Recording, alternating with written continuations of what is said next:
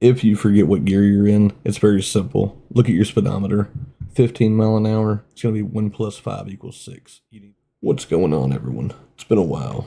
In case y'all been wondering where I've been the last 2 years, basically moved out of state after COVID happened and everything. Long story short, fast forward a while, became a CDL instructor, and I've been doing this for a while now. I have a lot of students come through my doors that are always having trouble with, missing gears whenever they're going on their road tests, having a hard time stumbling. A few of them mentioned they tried to go on YouTube to try to find some videos to help them out as well. Decided to come over here and check out these YouTube videos for myself. First one that I kind of stumbled across, just a lot of bad information in here. So just kind of wanted to address this. We're going to do a react style video for the first video back for a while. So with that said, let's dive right in. Hey friends, this is Excavation Revelation. My name is Chad. Yesterday I missed a gear pretty bad. I was in an intersection. I had to come to a complete stop, basically start over. But it got me thinking about missing gears and recovering, and back to when I started out, things that I wish I would have known 12 years ago or whenever it was I got my CDL. Not a very good way to start this video off. Guy says he's been driving for 12 years, but still has to sometimes come to a complete stop to actually get it in gear. Any driver with, in my opinion, a year of experience even, really doesn't have to do that. But anyways, benefit of the doubt, and Excavation Revelation, I'm not trying to dog you or anything else, don't take it that way at all. He was literally the first video that I found. Let's continue. So I came up with 3 different methods that I use on a day-to-day basis, or pretty often, that they might not be perfect, but hopefully they can help you out, at least gain something from it, and help you recover from a missed gear. When I first started out teaching myself, I actually thought when you missed a gear, you had to come to a complete stop and start over. And I did this time to time until one day a coworker said, no, you don't have to, you can recover. So that really changed my perspective on things, and I'm glad he told me that, because who knows, I might be still doing that to this day. But there are times from here to there, if we're going up and say a really steep hill and you mess up, miss a gear, that you do have to come to a complete stop. It does happen. It's embarrassing, but it is what it is. If you're going up a really steep hill and you miss your gear, in all honesty, if you anticipate what's coming ahead, let's say you're trying to go into 6th and the 7th. If you're going up a steep hill already, you really shouldn't be shifting gears already, but for the sake of this video, we'll say that you're going from 6th to 7th gear on a steep hill. If you happen to miss 7th gear, whenever you notice that you start losing your speed and you're rolling back, you can go to grab 6 real quick. If you're missing up 6, try to downshift real quick to 5th and grab 5th instead. However, though, you come to a point in time, if you're slowing down way too quick, you're going to have to know way ahead of time what gear that you need. And he is correct there. If you are able to stumble and if you do miss, you will have to actually stop. It is, you just start out and move on. So I can't emphasize enough how important it is to memorize your gear pattern. In this video, this is a Freightliner truck with an 8-forward 10-speed transmission. The gear patterns, pretty much in all trucks, are listed on your gear shift, and also usually somewhere else in the truck. In this one, there's a sticker up above. So like I said, there are 3 different methods that I use. They each come into play in kind of different scenarios, and they're all going to have some variables. One, for example, is if you have your J. My personal pet peeve, every driver is different. Don't put the truck in neutral every single time you come to a stop. Driver's going to do it. I can't lie, I do it sometimes, but if you're a new driver, try to downshift that thing every time and do not start that bad habit of throwing it straight into neutral. Brake on. Every time you do, your truck's going to shift a little different as if you don't have it on at all. So maybe you're just out one day driving and you're really having a hard time shifting, you can't figure out what's going on. Well, check your jake brake. Maybe you're used to having it on, it's off, or maybe it's off, you want to have it on. So it's really good to keep a note of what your RPMs are and what your speeds are for your gears. If you're going, I'm in 8th currently, I'm going to go to 9th. Say it doesn't go in. One method to recover, just give your throttle a little blurb. Just keep bouncing it. All right, what he's doing right there, how he says keep bouncing it, do not keep bouncing it. If you're new and if you miss your gear, take the shifter, press it into the gate, apply very, very, very little pressure. You'll feel the vibrations in your hand. The easiest way that I describe it to all my students is that you're going to have a real coarse vibration, real fast, real thick vibrations. That means that your RPM speed is actually super far away from where you need to be. So you need to either raise or lower your RPM. At this point in time, he's trying to upshift. His RPMs have already bottomed out, so he needs to bring his RPMs up.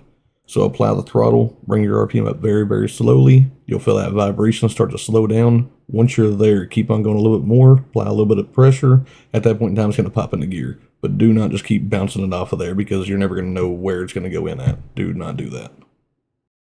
You never want to just jam it in. You never want to grind it real bad. If it's not going, you're not matching up your throttle with your road speed, your engine speed with your road speed. So just give it a couple little blurps and try to match up your speed. It can also be good if you're going to shift up. Say I'm going to shift up to 10, but I'm not ready, to go back to the gear that you're in. It's usually... Yeah, that's killing me. Do not just keep jamming away at it. Just, yeah, don't do that at all. Easier to catch that gear than to go up into the gear you're in, because you're going to be losing speed real fast. Say you're driving down the road, same situation, and you're just jamming out. Say you've got some Dylan Marlowe on your playlist, and you're just really caught up in the music, and you forget what gear you're in. Chances are with muscle memory. If you forget what gear you're in, it's very simple. Look at your speedometer. 15 mile an hour, it's going to be 1 plus 5 equals 6. You need 6th gear. 25 mile an hour, 2 plus 5 is 7th gear. 35, 3 plus 5 is 8th gear. 45, 4 plus 5 is 9th gear. 55, 5 plus 5 is 10th gear. All those numbers are good for 1 notch up and 1 notch below. So let's say you're running 15 mile an hour. So 1 plus 5 equals 6. 6th gear is good. 1 notch below, which is 10 mile an hour. 1 notch above, 20 mile an hour. So you know that 6th gear is good for 10 to 20 mile an hour. The crossover happens for 7th gear at 20 mile an hour to 30 mile an hour, 1 notch above. Again, that's not exact, but that's a good rule of reference. So that's all you need to know on that. You'll be able to kind of figure out where you were. And by this time, you're losing ground speed, so you're not going to be able to go up to the next gear. So try to find that gear where you're in. Just bounce it a little bit, give it a little bit of throttle to make the holes line up so it slips in gear. Yes, if you're floating the gears, stay out the clutch while you're doing that.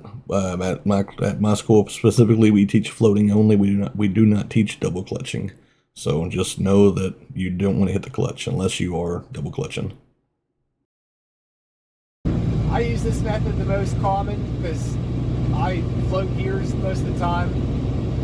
And anytime it doesn't go in real clean or at all, I just kind of play the throttle. So over time, you'll be able to just get a feel for it. It'll be able to just go in real slick. Another method is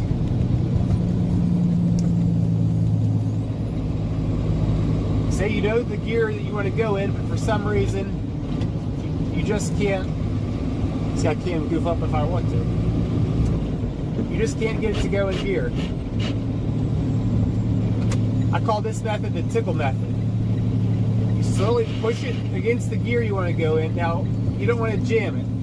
You never want to jam it and grind the gear because you'll be causing some damage. But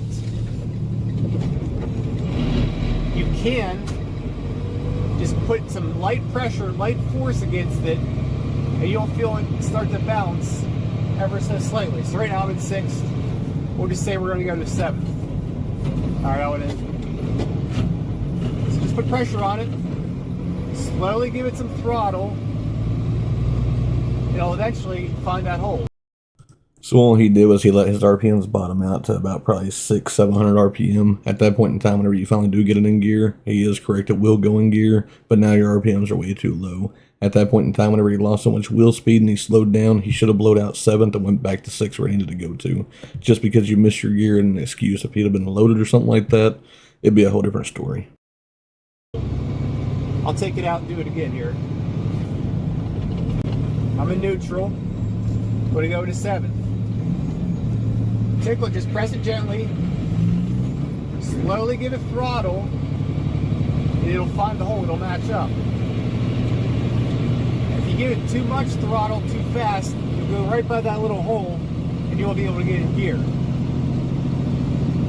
I can't emphasize enough, you don't want to be grinding your gears, you don't want to be pushing, forcing it. While I agree with that, I will say every driver grinds gears. The biggest thing is, after you've been driving long enough, you know how to grind the gears only so nobody hears it outside the truck. And on top of that, I mean, you can also feel it in your hand, so I mean, you never have to hear the grinding of the gears. You can do a light tickle, just give it a little throttle to get it to drop into the gear you're trying to go for.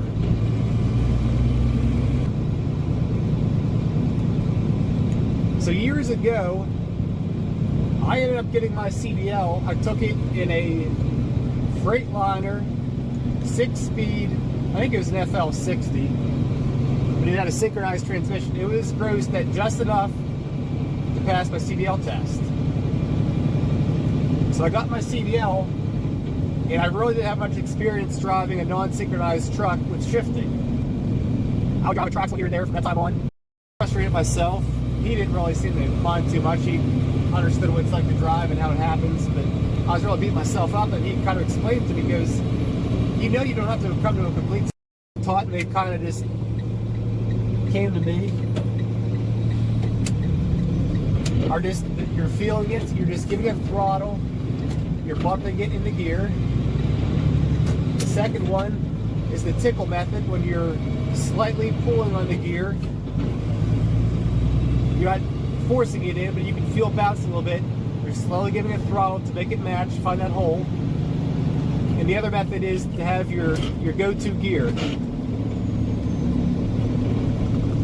Again, this is, you can just usually find your gear, give a little throttle, match your speed up, and it goes in. Don't take time with the truck, with practice, finding your road speeds, hearing the sound when the engine's craving. So just to make this short, sweet, simple, and everything else, main thing, look at your speed. If you're going at those numbers we talked about, 15, 1 plus 5 equals 6. If you're going 35, 3 plus 5 equals 8. If you get lost in your gear coming out of it, don't know where to go, look at your speedometer. If you're going 39 mile an hour, let's just use the 35 at that point in time. You're going to need the high side of 8th, because again, the reason why I come up with that is 39 mile an hour is right there at 40. So you know that you're at that notch in between 35 and 45. So you know all you need is you need high side of 8th, because 35 you're on a notch above. So take it over there to high side 8th gear. Or you can go to low side, because again, we're on the low side of the 45. Go to low side 9th gear. Just use that, and that'll take all the confusion out of everything else. We're not going to finish the rest of this video up. I apologize for skipping a big chunk, but we didn't really come here for story time. Again, all respect due to Excavation Revelation.